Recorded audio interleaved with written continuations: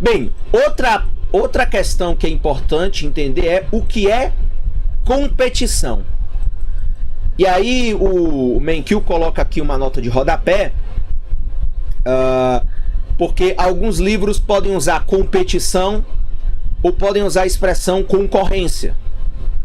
Ok? E aí depois a gente vai ver o que é essa questão de competição ou concorrência perfeita e imperfeita. Então, a expressão competição pode significar também concorrência. Então vamos lá. O mercado de sorvetes, como a maior parte dos mercados em uma economia, é altamente competitivo.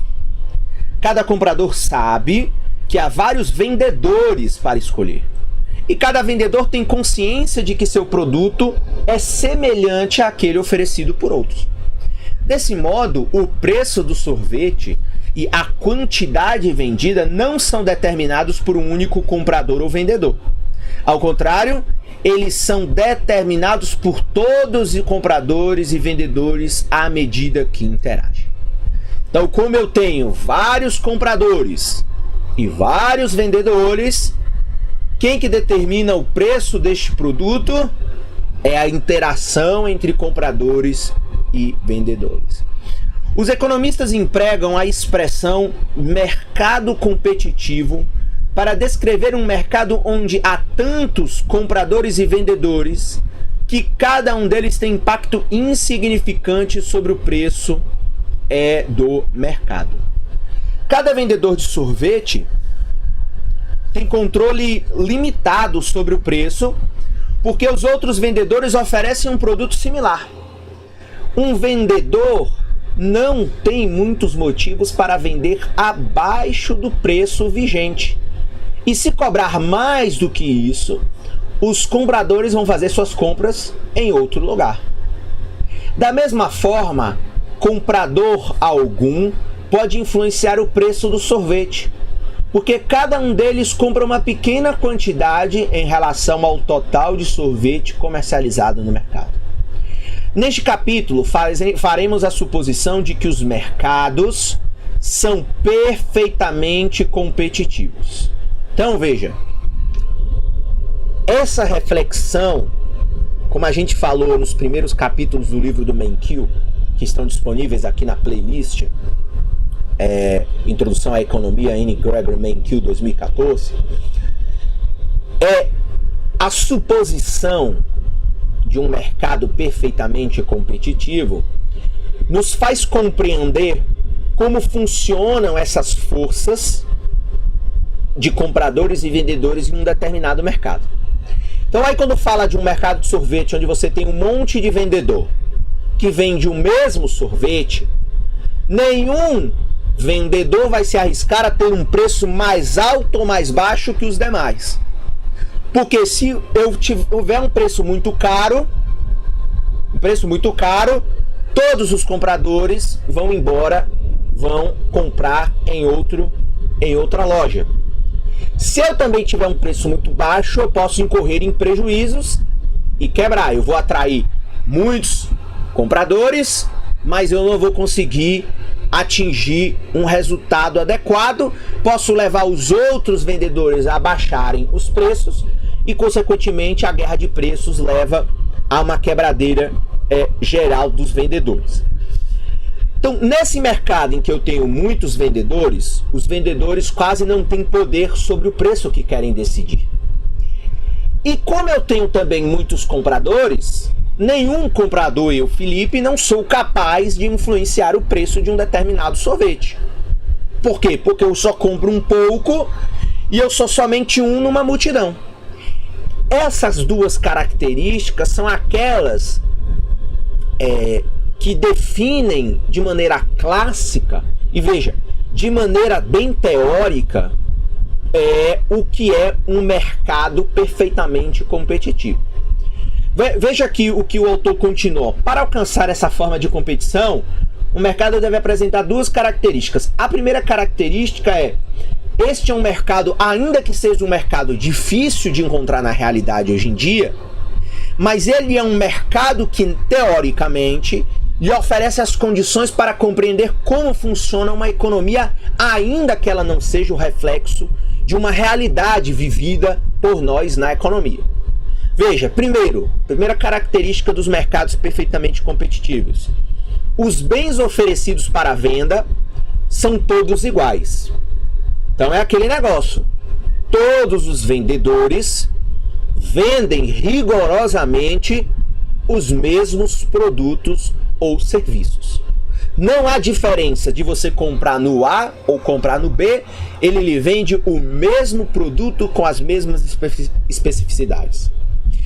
E o segundo ponto é os compradores e vendedores são tão numerosos que nenhum deles é capaz de individualmente influenciar o preço de mercado. Então, como há uma pulverização, ou como você pode encontrar em outros manuais de economia, como há uma atomização, então compradores e vendedores são como pequenos átomos em um mercado gigante, que nenhum deles tem capaz de influenciar o preço a partir do seu poder de mercado, porque justamente neste mercado ninguém tem poder de mercado. Como os compradores e vendedores dos mercados perfeitamente competitivos precisam aceitar o preço que o mercado determina, são chamados tomadores de preços.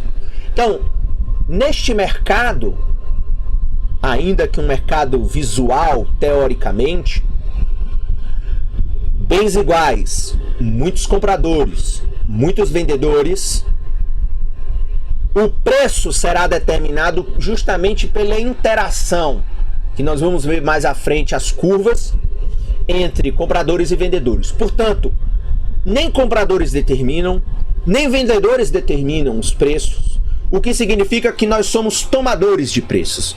Tomadores quer dizer que a preço de mercado, que é o que o autor continua, a preço de mercado, os compradores podem adquirir tudo o que desejam e os vendedores podem vender tudo o que querem. Então, o preço não será determinado por mim, consumidor, e nem pelo Joãozinho da sorveteria da praça da cidade.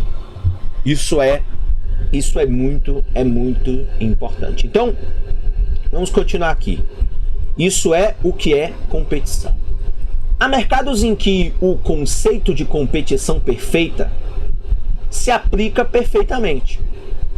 No mercado de trigo, ainda que esse seja um exemplo do Menkil, eu particularmente acho que tem problemas, mas o autor coloca aí como um exemplo. Então, há mercados em que o conceito da competição perfeita se aplica perfeitamente. No mercado de trigo, por exemplo, há milhares de agricultores que vendem trigo e milhões de consumidores que utilizam grão e seus derivados. Como não há um comprador ou vendedor específico que seja capaz de influenciar o preço do trigo, cada um deles aceita o preço como dado. Aqui eu vou fazer apenas um parêntese nessa observação. O Menkil, ele pode até estar certo do ponto de vista da produção. Então há muitos produtores e lá na ponta há muitos consumidores. Mas numa economia real, essa competição perfeita ela não existe. Por quê? Porque do produtor ao consumidor existem vários agentes econômicos que não funcionam em competição perfeita. Então, esse consumidor, ele compra o grão e os seus derivados em quantas redes de supermercados diferentes? Quantos atacadistas compram o trigo dos agricultores e armazenam e processam? Então, veja, ainda que o Menkil tenha tentado dizer que esse conceito se aplica perfeitamente, há muitos problemas na utilização dessa conceituação teórica na prática.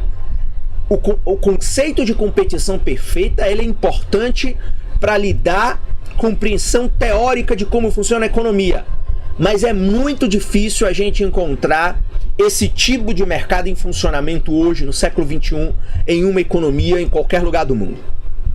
Então, o Menkil pode estar certo, mais uma vez, que há vários milhares de agricultores que produzem trigo e de que aqui na ponta no consumo há muitas pessoas, eu, minha avó, você, nosso vizinho, que compramos grãos e derivados de trigo. Ok, mas na minha cidade eu só posso comprar o trigo em 2 supermercados. Eu não tenho milhares de supermercados. o cara que embala e além de eu poder comprar dentro de 2 mercados diferentes ou 3 no máximo, quando eu chego lá existem 2 ou 3 marcas que são os atacadistas que processam, embalam e colocam nos poucos mercados os seus poucos produtos derivados do trigo. Então veja como a competição perfeita ela pode hoje estar numa ponta da cadeia de produção, mas não em toda a ponta. Então isso aqui vocês sempre vão se deparar com essa questão, porque essa ideia da competição perfeita aplicada ao século XXI é muito difícil, porque hoje nós caminhamos muito mais para a competição imperfeita do que para a competição perfeita, ok?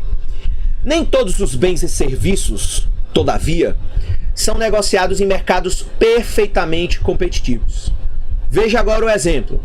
Alguns mercados têm um só vendedor, que é quem determina o preço. Um vendedor nessas condições é chamado monopólio. Por exemplo, pode ser que a empresa de TV a cabo que presta serviços para você seja um monopólio.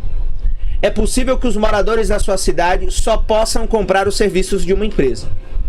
Alguns mercados situam-se entre os extremos da competição perfeita e o monopólio. Então aqui o Menkil já acrescenta isso que eu estava criticando, o exemplo que ele dá lá do mercado de trigo. Então você vai ter de um lado a competição perfeita, que é difícil de achar na realidade hoje. Muitos compradores, muitos vendedores, tomadores de preços, preços dados pelo mercado. E você tem do outro lado, no outro extremo, o monopólio, que é quando você só tem um vendedor. Igual, por exemplo, energia elétrica. É comum energia elétrica nós comprarmos de apenas uma concessionária que fornece, que distribui energia elétrica. Eu não tenho outra opção para comprar. Então, independente do estado ou do país que você tem, a regra em geral, em boa parte dos países, é que você vai comprar energia de apenas um vendedor. E isso significa que ele pode ter o poder de decidir o preço desse produto, porque você só pode comprar dele.